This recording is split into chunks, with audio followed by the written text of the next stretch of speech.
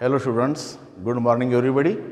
Today I would like to take a 11th physics chapter number 11, electric current through conductors.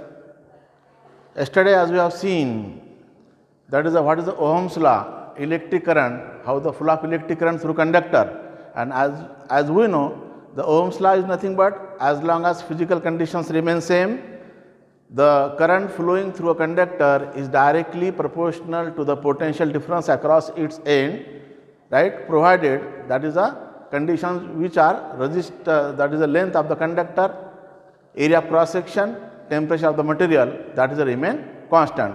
तो ये हमने last time में देखा, yesterday देखे थे हमने. Today as far as concerned the 25% of the reduced syllabus, right, today I would like to take the another article, that is a variation of resistance with temperature, because temperature and the resistance they are related to each other. इसका मतलब ये हुआ क्या resistance जो है किस पे depend है, टेम्परेचर पे डिपेंड है.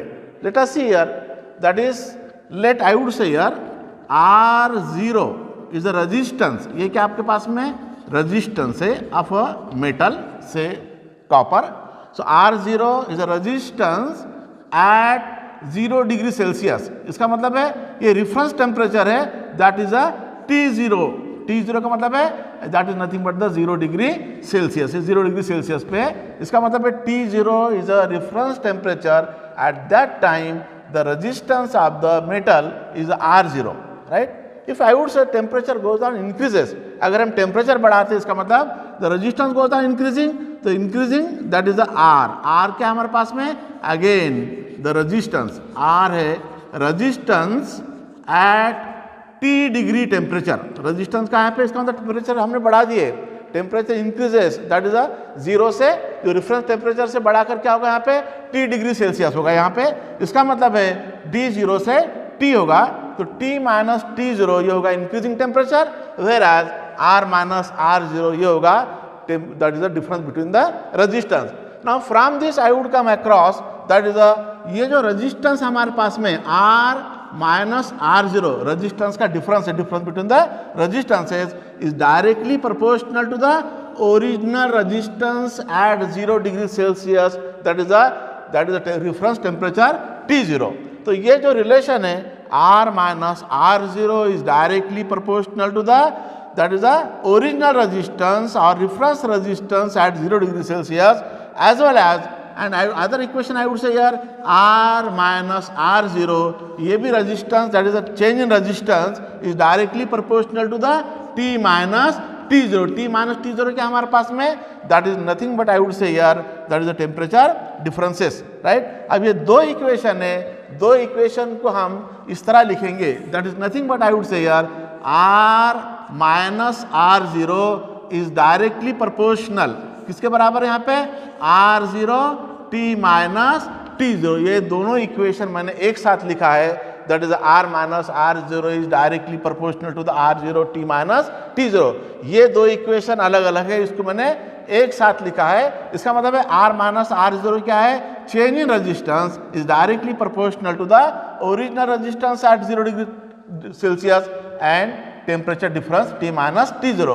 This can be written as R minus R0 is equal to certain constant, say alpha. Alpha is a constant, right, known as a temperature coefficient, that is nothing but R0 T minus T0. ये आपके पास में आपको equation मिला है यहाँ पे.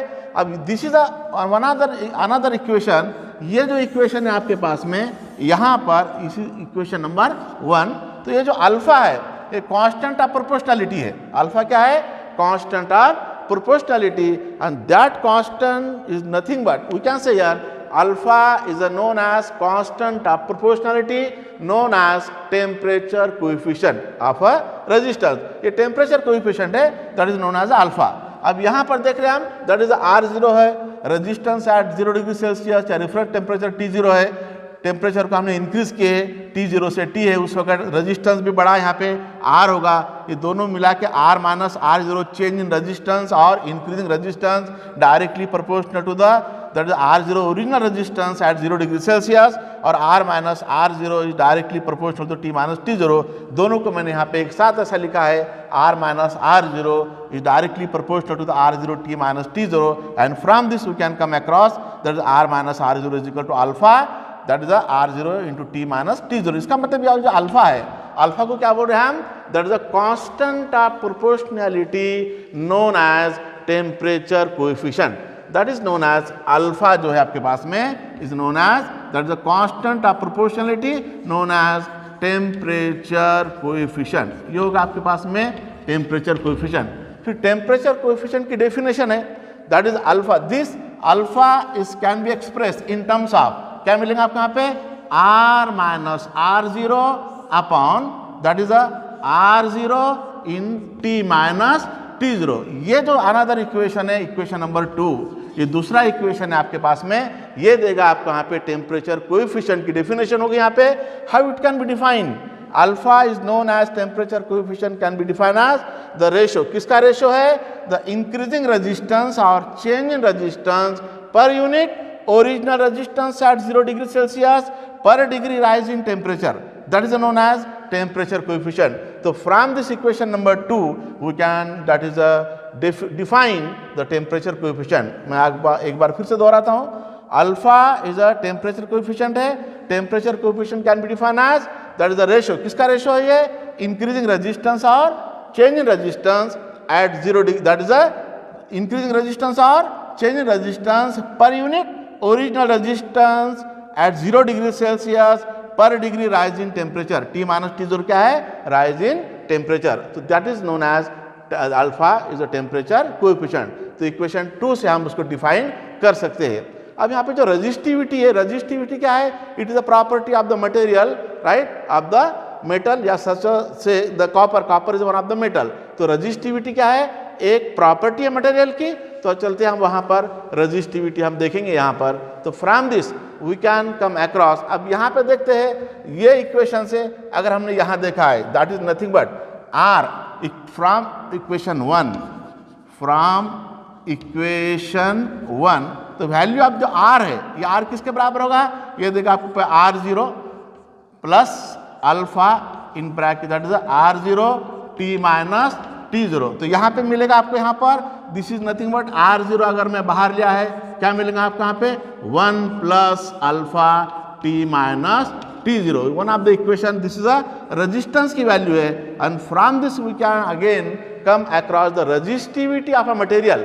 तो रेजिस्टिविटी ऑफ ए मटेरियल जो मिला आपको यहाँ पर, वो कैसा मिलेगा, तो resistivity of a material can be calculated, that is nothing but, that is resistivity, rho is the resistivity, rho क्या हमारे पास में, rho is the resistivity of a material, of a material. तो ये मटेरियल की प्रॉपर्टी है ये, that is दो रेजिस्टिविटी ऑफ ए मटेरियल है यहाँ पे। तो from this we can come across, this is equation जो है आपके पास में, आर के बदले में rho is the resistivity can be express in terms of the rho 0 in bracket 1 plus alpha T minus T0। तो ये एक इक्वेशन मिला, this equation can be express in terms of the resistivity, that is the in terms of the R के बदले में रो आया है, R0 के बदले में रो 0 है, ब्रैकेट एज इट इज है, तो that can be, that is the similarly, और we can, that is the equivalent of this is the resistance, the resistivity can be expressed in terms of the rho is equal to R0। अब यहाँ पर resistivity can be varies with the temperature, right?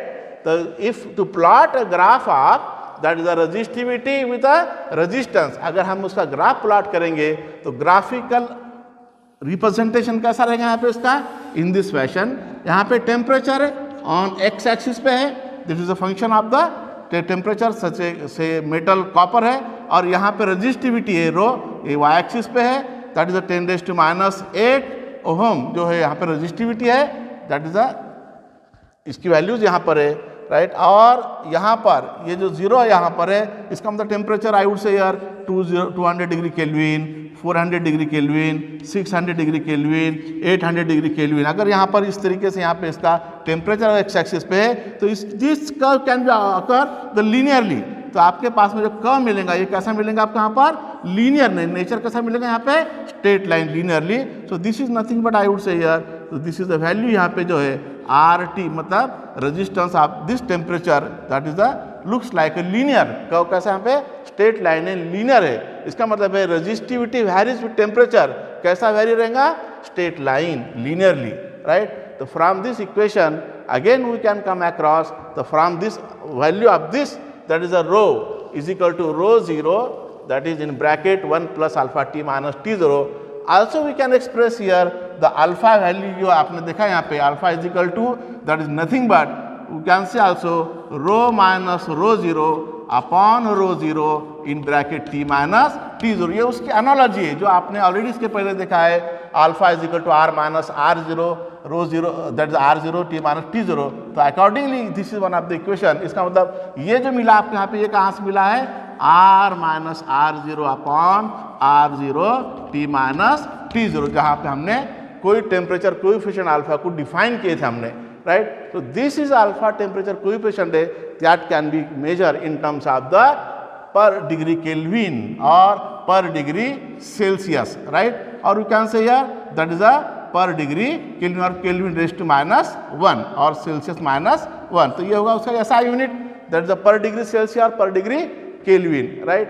For smaller unit अगर है smaller unit में हम देखते हैं that is a temperature difference अगर बहुत कम है बहुत स्मॉल है तो इसका मतलब है दिस अल्फा जो है can be express in terms of 1 upon r0 into dr upon dt. इसका मतलब है यहाँ पर dr अपॉन dt क्या है the rate of change of resistances right. 1 upon r0 जैसा कि मैंने कहा है यहाँ पे r0 है t माइनस t0 ये टेम्परेचर डिफरेंस है.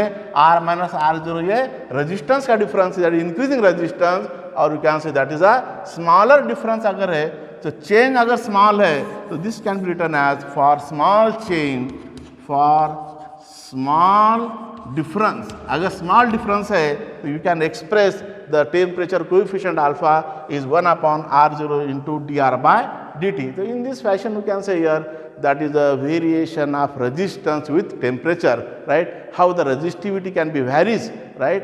It is the graph which can be shown linear curve. जो ग्राफ है वो कैसा मिलेगा स्ट्रेट लाइन. इसका मतलब है as long as temperature goes on increases resistivity also goes on increases. So in this way we can say here that is